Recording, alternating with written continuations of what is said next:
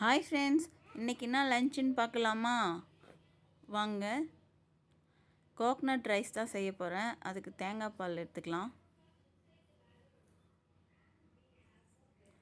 தேங்காவை கட் பண்ணி சின்ன சின்ன பீஸாக கட் பண்ணிவிட்டு மிக்ஸி ஜாரில் அரைச்சி தேங்காய் பால் பிழிஞ்சு எடுத்துக்கலாம்.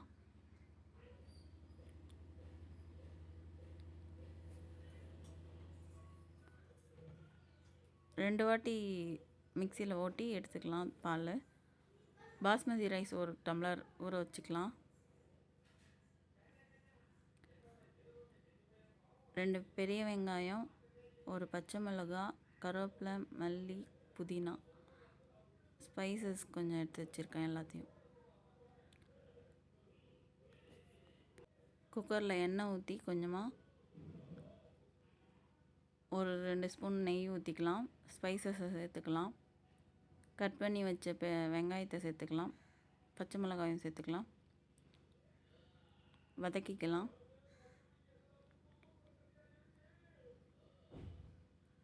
இஞ்சி பூண்டு ஒரு ஸ்பூன் சேர்த்துக்கலாம்.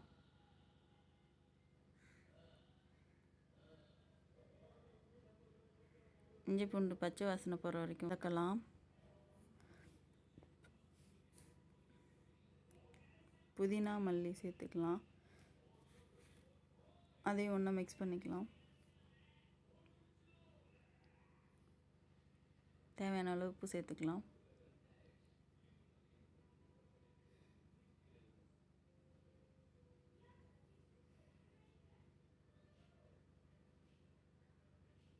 ஒரு டம்ளர் அரிசி எடுத்துருக்கேன். 2 டம்ளர் பால் ஊற்றிக்கலாம். தேங்காய் பால் அரைச்சதை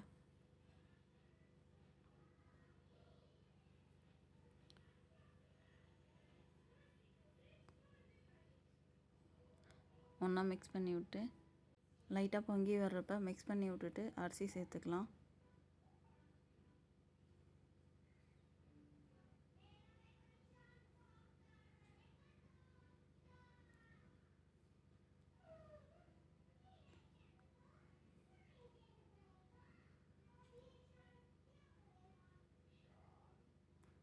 குக்கரில் ஒரு விசில் வச்சுக்கலாம். ஊற வச்ச பாஸ்மதி ரைஸ்ன்றதுனால ஒரு விசில். வாழைப்பூ பகோடா தான் செய்ய போகிறேன். எல்லாத்தையும் ஒன்றா மிக்ஸ் பண்ணி வச்சுட்டேன். பகோடா எண்ணெயில் போட்டு எடுத்துக்கலாம்.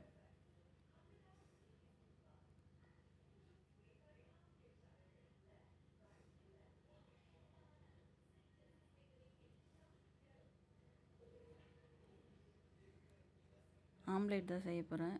வெங்காயம், பெரிய வெங்காயம் ஒன்றும், குடமிளகாய் ஒன்று எடுத்து வச்சுருக்கேன். பாதி குடமிளகாய் சேர்த்துருக்கேன். முட்டை 3 முட்டை சேர்த்து பீட் பண்ணிக்கலாம். உப்பு, பெப்பர் சேர்த்துட்டு பீட் பண்ணி தோசைக்கல்ல ஊற்றி எடுத்துக்கலாம்.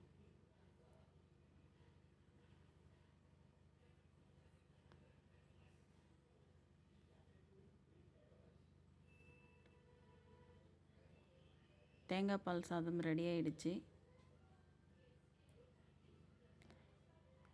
தயிர் பச்சடிக்கு வெள்ளரிக்காவும் வெங்காயமும் மிக்ஸ் பண்ணி வச்சுருக்கேன். தயிரில் உப்பு போட்டு பிளேட்டிங் பண்ணிக்கலாம். ஆம்லேட், வாழைப்பூ பக்கோடா, தேங்காய் பால் சாதம், தயிர் பச்சடி சேர்த்துக்கலாம்.